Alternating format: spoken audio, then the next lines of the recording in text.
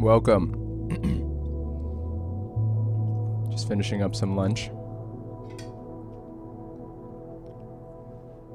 Some chicken tendies. That's what you're here for. Anyway.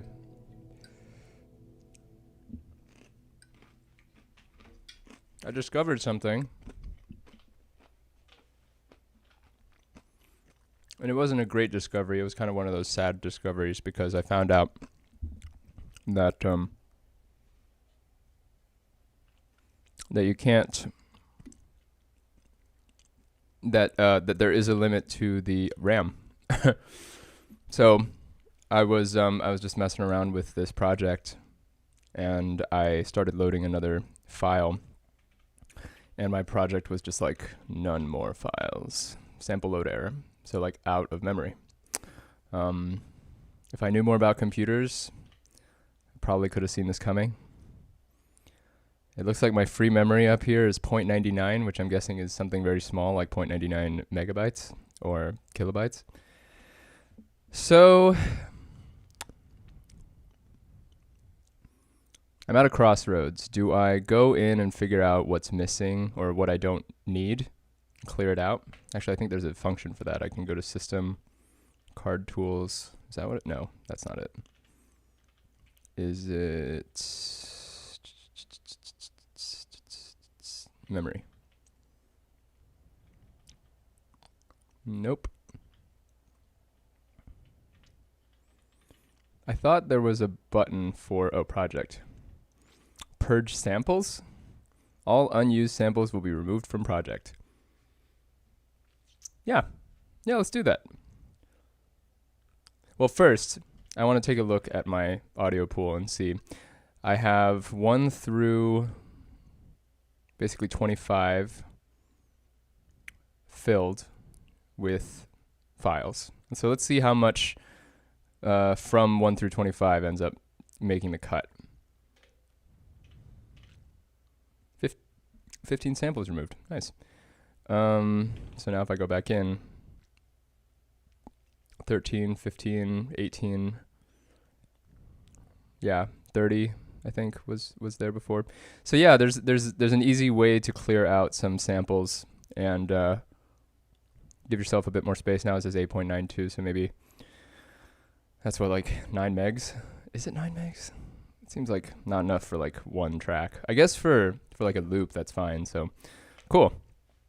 Well, at some point I'm going to have to either start a new project or get creative. And my instinct is saying that I should probably get creative because given how many samples are in here, there's probably some fun ways to mess with them. And also this gives me, going back to some thoughts about last few sessions, gives me a reminder to be a bit more efficient about my file management, because I mentioned before in one of the sessions that you can load multiple versions of the same loop if you want to like do different slicing for it, but also just know clearly that if you do that, you're filling up your electrons file, whatever.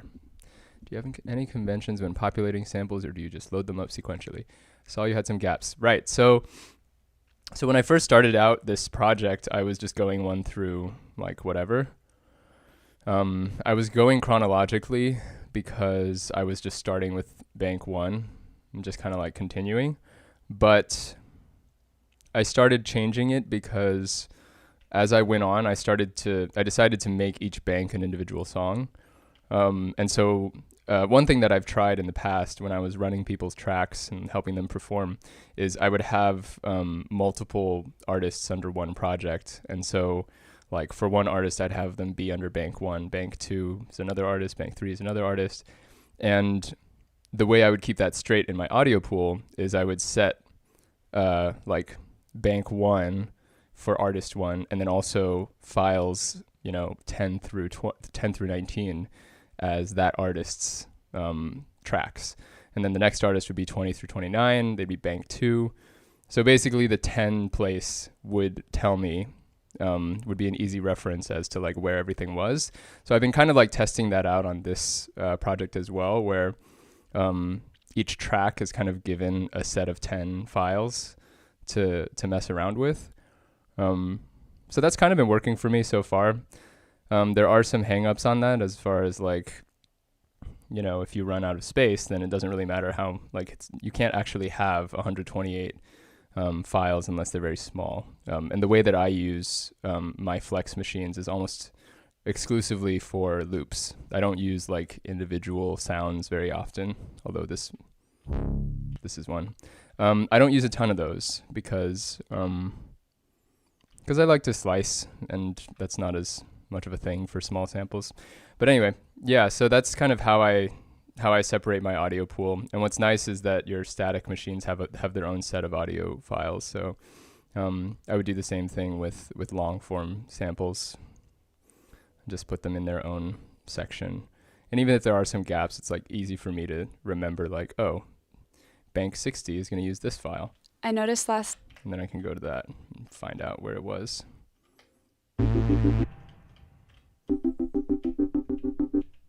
Anyway, welcome everybody.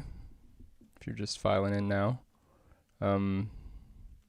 I I had some kind of a plan, but I think the audio file thing was kind of getting to me. So I think I might just go through some of these older tracks and listen back to them, and see what's up. I do have another recording in mind for the second half. But I'll just go through some of the older tracks that are in this project and see how things sound.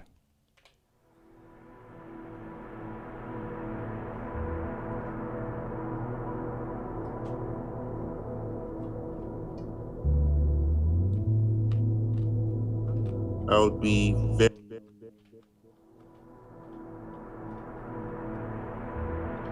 I want to think of quietude as an assemblage of bodies. And if I were to do that, I would be very much invited to notice that it can happen here. This space of slowing down, this place of achieving rest, this place of critiquing or diffracting modernity, right in the belly of modernity, right in the city. Enchantment is never in short supply. And most of us are caught in the habit of thinking of escape as a way towards the sacred. That is, the sacred lies in the distance. If we can leave the mundane and the banal behind, then we will find the sacred. But I think the sacred is more pervasive, more fugitive than just something that is exterior to the conditions we want to leave behind. By the way, the guy who's, I'm just linking this right now. The guy who's talking, his name is Bayo Akomolafe, and he has a lot of really interesting conversations and writings. He's mostly a professor and a writer, but he talks about climate grief and the philosophical implications of problem solving, and it's really interesting. But in any case, my friend and I made a radio program using his interview, and he kind of interspersed it with some hip-hop tracks, and I composed some to it. So that background instrumental was made for that piece. I can link the it's like a 2-hour mix that I worked on with my friend.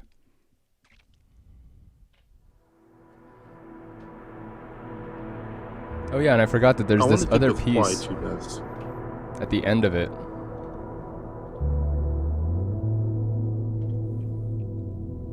So we're at 100 BPM.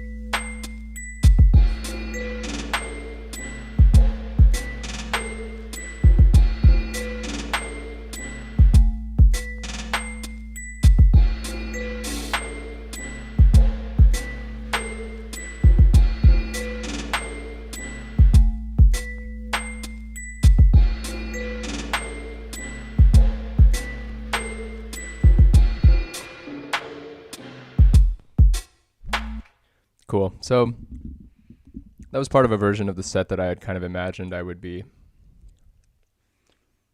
Am I previewing my tracks with record enabled? Yeah, I do that so that I can see my trigs. Because I tend to be more like active with where I'm going to put trigs. Oh, I don't know if I did have like actual live recording enabled.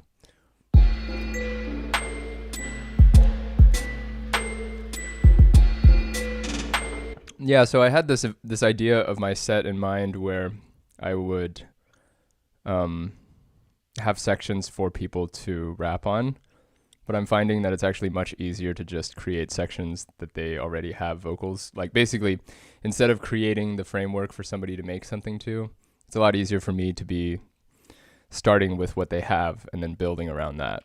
So that's when I started doing stuff like, actually this is like way older. 140.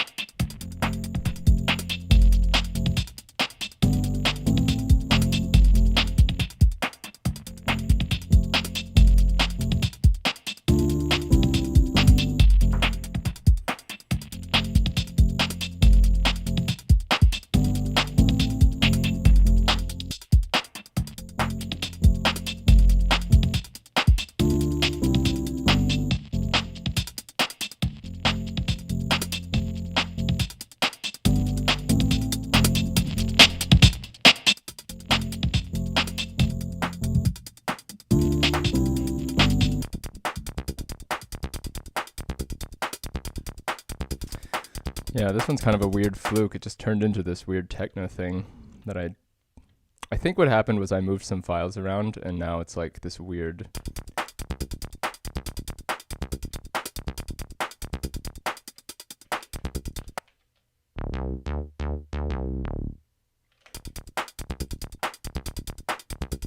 Weird.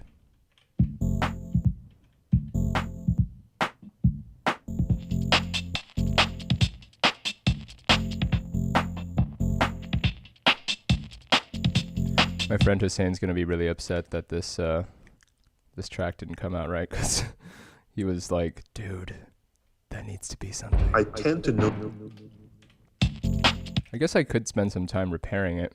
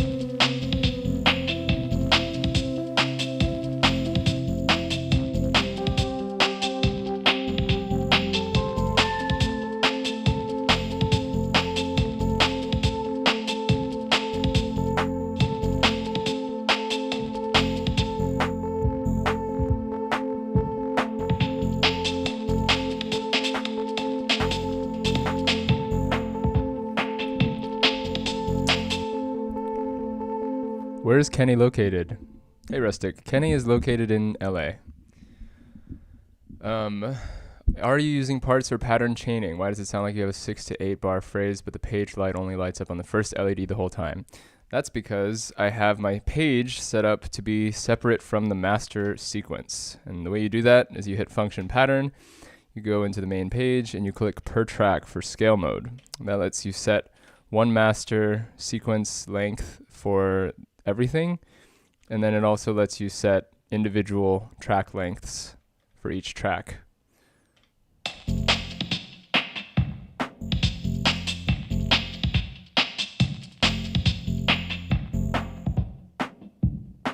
Thank you, Haruhiko. Yeah, so I'm kind of working on this ravey drum and bass kit of samples that I downloaded the other day.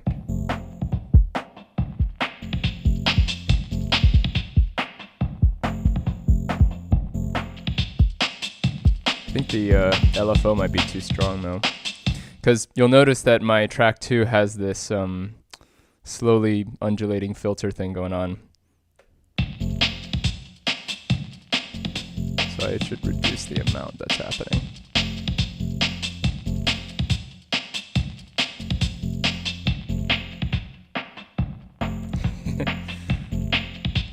Daedalus fan?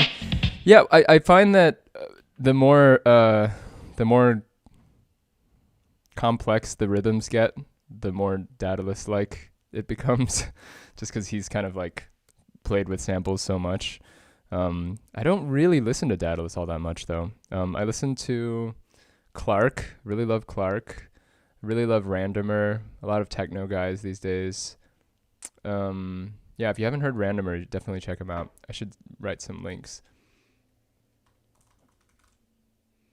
One of my favorite DJ sets, Hate Podcast, is Randomer's Hate Podcast, and this is kind of like, this is about as hard as it gets, especially in my world.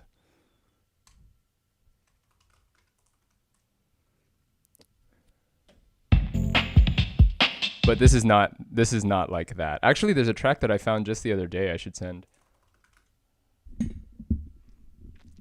It is called, Break Yourself. This track is awesome. Cool. So so I mapped this crossfader so that okay. Just to move backwards real quick for a second. I have an LFO mapped to this track, and it's mapped so that the speed of the LFO is the same as the speed of the sequence. So what that lets me do is I can, sorry, I'm pressing a bunch of buttons, but I have a 16 slice phrase here.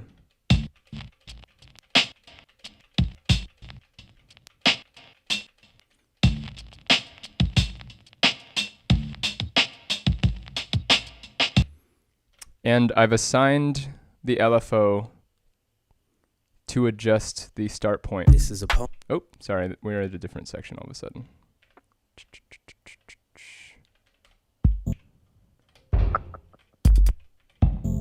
Right, sorry. So I've assigned the start point to the LFO, and the depth is exactly how many slices there are, which is 16.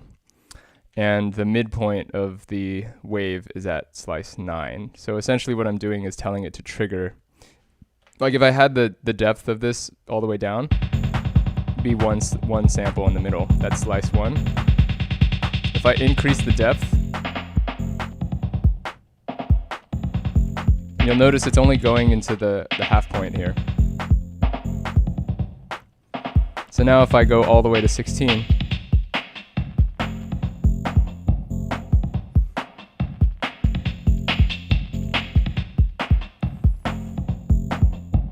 and now the slices are being triggered sequentially.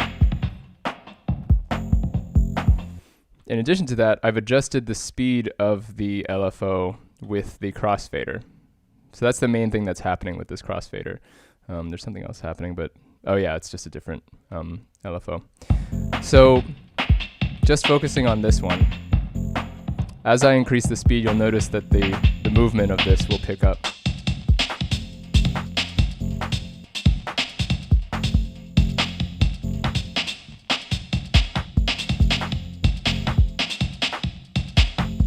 notice that it repeats at the end of every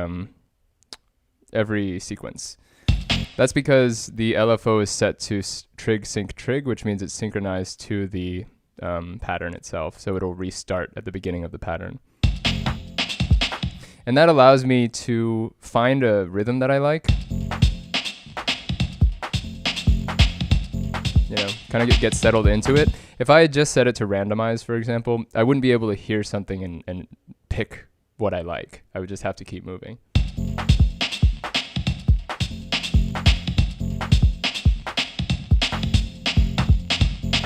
Like, this is a cool rhythm. And obviously it's hard to recreate because, say, I'm like there and then I want to like recreate that again. I'd have to like, yeah, pretty much. But my favorite part about it is that whatever I do, it kind of surprises me. And that's something that I've been trying to do with the Octatrack, is kind of take advantage of the fact that it can surprise you instead of being like, how do I make what I could do in Ableton except on the Octatrack? So that's one way that I've found to kind of like create breaks, for example, on the fly.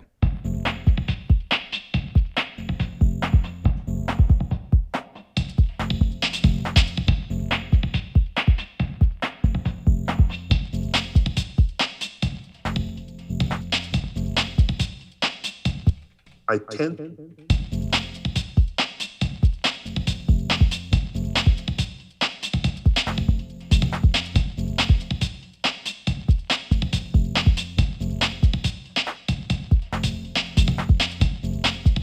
Kind of gets like an Aphex Twinny vibe. I tend to notice, due to the demands placed on me by my own body, that even getting included is a form of violence. Even becoming a citizen, if I were a refugee like many of my sisters and brothers are, knocking on the doors of America or knocking on the doors of Europe, even with all of this, even to get accepted is a form of violence. There is a Procrustean bed dynamic that is at work that cuts away the flesh of the refugees and the immigrants and makes them adapt to a way of being that is not theirs. So I wonder if there aren't fugitive justices, fugitive hopes, fugitive spaces, unspeakable apophatic realities that are outside of this performance of power that we can notice. That might be scandalous to the modern ear, like saying, for instance, that Eshu traveled with the slaves, condoned all that suffering, and yet was using that as a way of ritualizing other bodies into being. And so this is my question. This is the question that animates my work with the Emergence Network. What if the ways we respond to crisis is part of the crisis? What if there are other spaces of power? And what if we can touch I used to live in Venice. That's awesome. I live like just south of Venice. I tend to notice.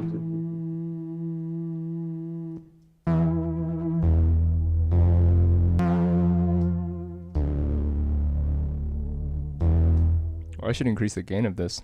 That was the problem. Gain staging is a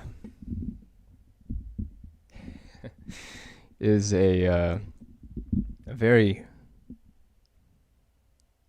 finicky gift that the Octatrack will bestow on anyone who is fortunate enough to have one.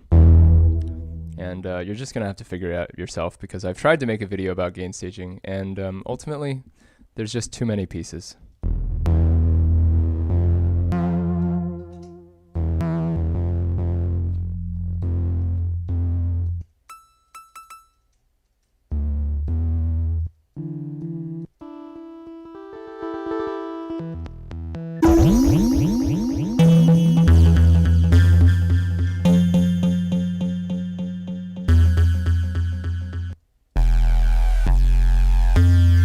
That's kind of what I was going for. I tend to notice, due to the demands placed on me by my own body, that even getting included is a form of violence. Even becoming a citizen, if I were a refugee like many of my sisters and brothers are, knocking on the doors of America or knocking on the doors of Europe, even with all of this, Even to get accepted is a form of violence.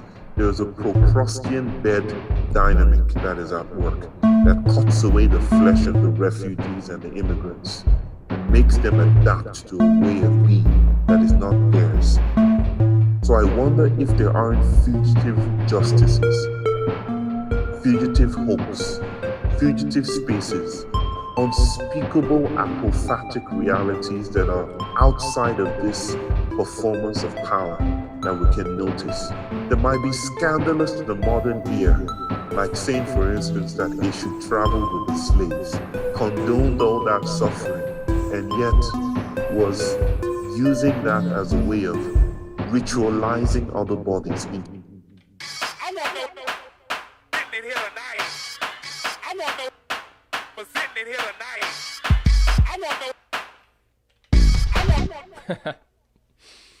Right. So there's also this part over here, which I had a lot of fun with, but I don't know if it actually makes sense given all the stuff I've been making lately. I think I just need to like create an entire dance set that involves this idea and maybe starts with it.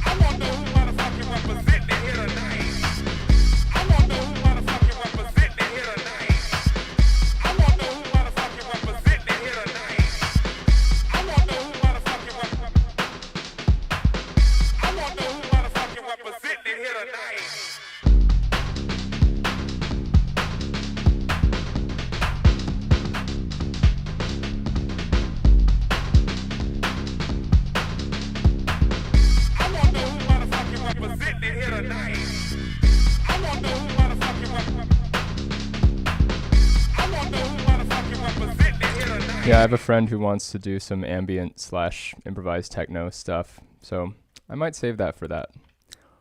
Where are we at now? Oh yeah, this was cool. Hey, Thomas from Norway. Thanks for joining. So glad that you're inspired to get an Octatrack, partly because of my videos. I should really hit them up and be like, hey, I've been doing work.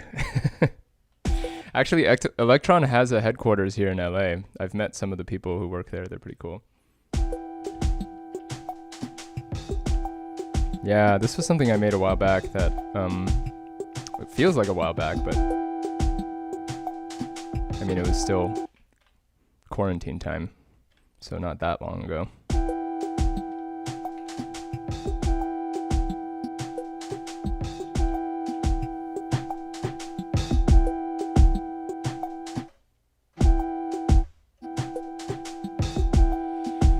Right, and this is one of the tracks that I actually trigger with manually by using slices.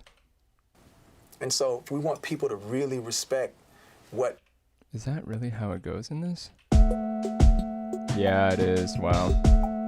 Right, okay.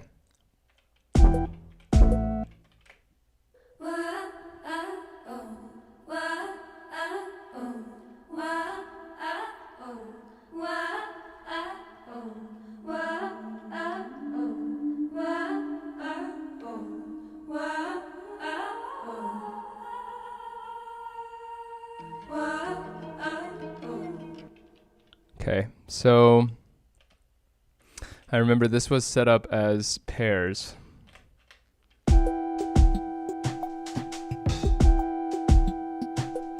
This is one of the, okay, I'm going to take a pause right now and explain myself a tiny bit because I think it's helpful to understanding using the Octatrack. I feel like one of the bigger turning points for my self-education in the Octatrack was when I started to amalgamate multiple ideas and projects into a single project. The first inclination, the usual inclination, is to make a new project. The way you would make an Ableton session, you'd be like, oh, I'm making a new song, here's a new, project. There are issues with that. Like, well, first of all, if you're not the kind of person that does that, like, saves to new easily and like starts with a template, the Octatrack doesn't have any kind of template based thing. So if you start a new project, any settings that you might have that are, your favorite way to start a project, those like can't exist without you just remembering to do everything. So that was something that I ran into early on. And I started to just save to new. But the problem with that is obviously you end up with, bigger and bigger files. And I never remembered to have a template. Like I've tried to make templates and then create projects off of those templates, but I never remembered to. So the solution was to just make a single project and be like, this is my performance project, and it includes any songs I might perform. It includes any arrangements of those songs. It includes any performances with other people that I might do. And those are all separated now by banks. And part of the reason for that was also like, if I have a certain scene configuration or part that I really like, it's like nearly impossible to carry that over from another project. So it turned into this thing where like I was rehearsing with like 6 different people at the same time. And I realized that having it all under one project means if I realize that there's a particular way I want to do filtering, I can copy that over to everyone's project at the same time. And now everything is updated. And so I really enjoyed that. And so this is kind of where that's coming from. But I'm explaining all of that to say that I'm also still learning about pattern organization, because as you noticed in the beginning, a lot of these are just trigger based. You just press play, you go to each pattern. But now we're in a pattern that requires me to be more involved. It requires me to know that patterns 1 and 2 are supposed to be played together.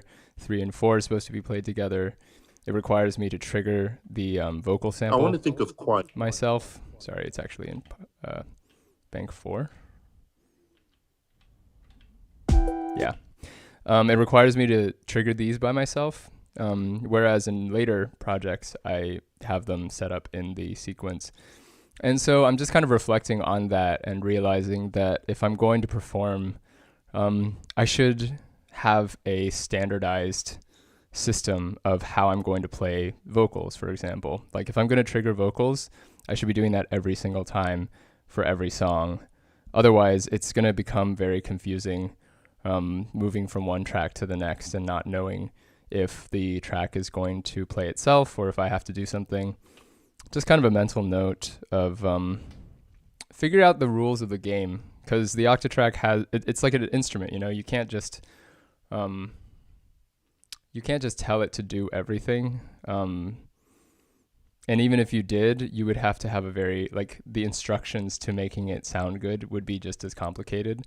So it helps to kind of reduce the movements of like what can happen. So for example, in this other one I was showing, I have this kind of drum and bass thing.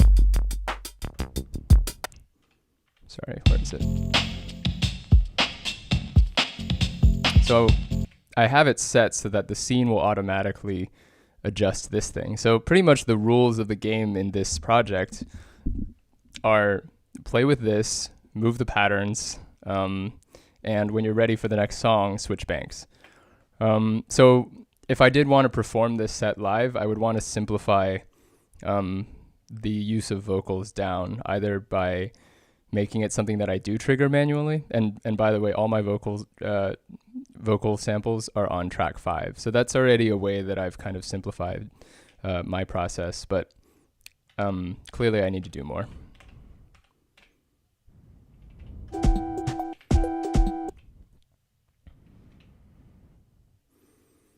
Yeah, so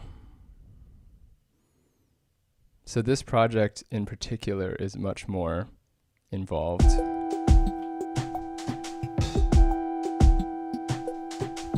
I should honestly record this one because it requires so much.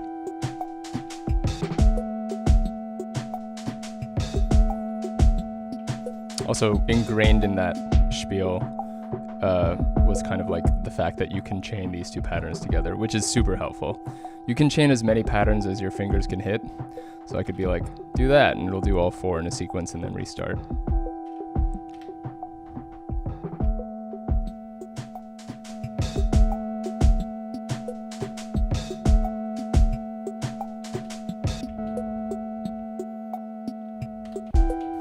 And so if we want people to really respect what rap music is, you gotta understand its origin. When you talk about like rap music, what you're hearing is pressure. You know how you make a diamond? Carbon. No pun intended, but it is black. Carbon. Time. And pressure. That's how this music happens. Yeah, I feel inspired again. I feel a fire within. My ancestors FaceTime me and talk through my pen. They use me as limbs. I go so within. I be so tired though, Kenny. I'm tired of strength. 100,000 thoughts and in my mind spin my head like spit the dream and lit the thing. My purpose here to spread like this is melanin in the moonlight. This is melanin in the moonlight. Scrolling through. I can't quite remember exactly when I pressed play last time. I think it would probably be on the 1. Exactly.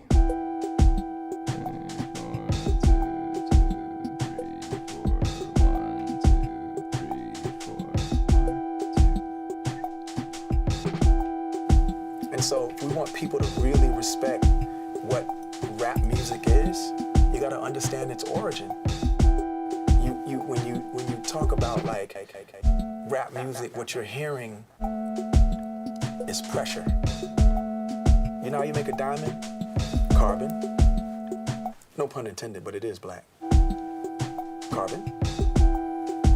Time. And pressure. That's so much admin.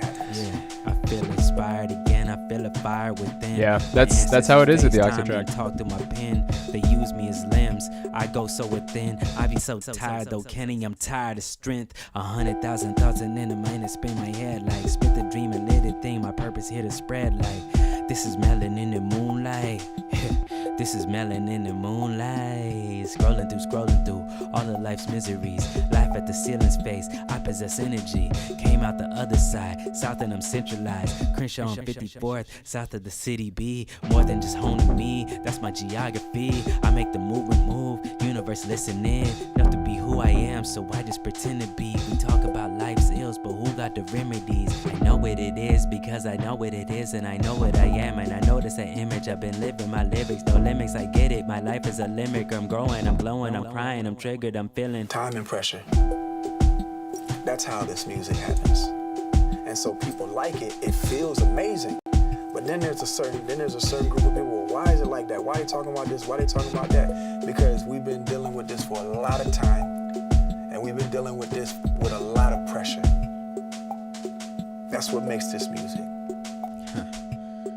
We cooking with degrees now. All the lynchings by police now. Hey, I let the truth speak. I see the future. I read the tea leaves. I got no ceiling. Ay. I got a meeting. Ay. Cancel that meeting. Ay. Bored with a Ouija. Ay. I'm thinking free today. I feel this deeply. Wait. I'm so fearless with this message. On my records a reflection, so I mirror every session. I am here and I am destined. I got songs, I got theories. I'm the glass, never empty. Yo, cause I'm the water, do you feel me? Do it for the people, let them know that they ain't see through. I'm here and I'm with you and I hear and I feel you every chance I get. I free him, sparring with my demons every single week, and that's on God, Morgan Freeman. There's a lot of stigma placed on black people, you know? A lot. You know? This is Pharrell, by the way.